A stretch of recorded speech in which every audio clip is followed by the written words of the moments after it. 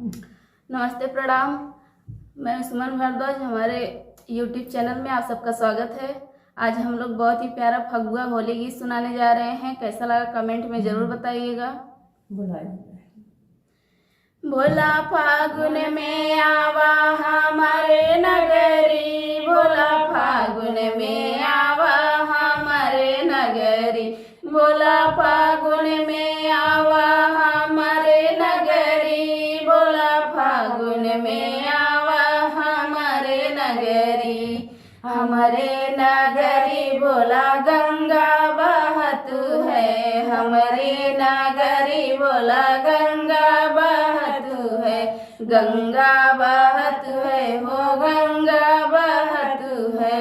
जलवा चढ़ाइब भरल गगरी, जलवा चढ़ाइब भरल गगरी, भोला फागुन में आवा हमारे नगरी, भोला फागुन में आवा हमारे नगरी, शिव फागुन में आवा हमारे नगरी।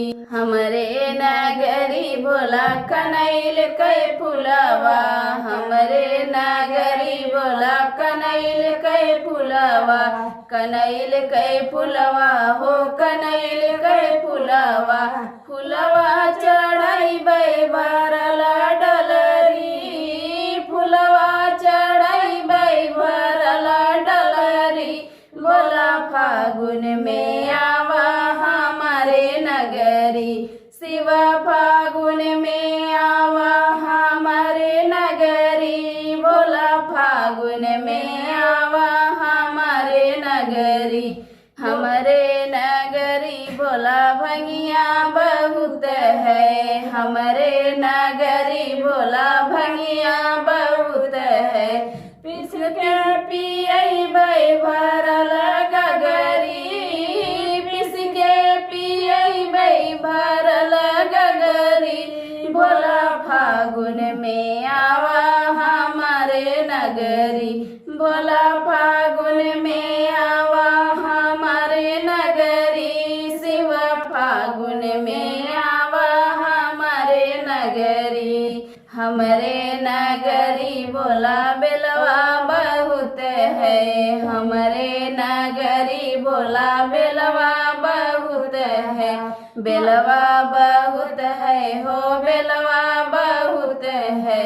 मलवा चढ़ैबै भरल डलरी, मलवा चढ़ैबै भरल डलरी, भोला फागुन में आवा हमारे नगरी, भोला फागुन में आवा हमारे नगरी, शिव फागुन में आवा हमारे नगरी, भोला फागुन में आवा हमारे नगरी, भोला फागुन में आवा हमारे नगरी।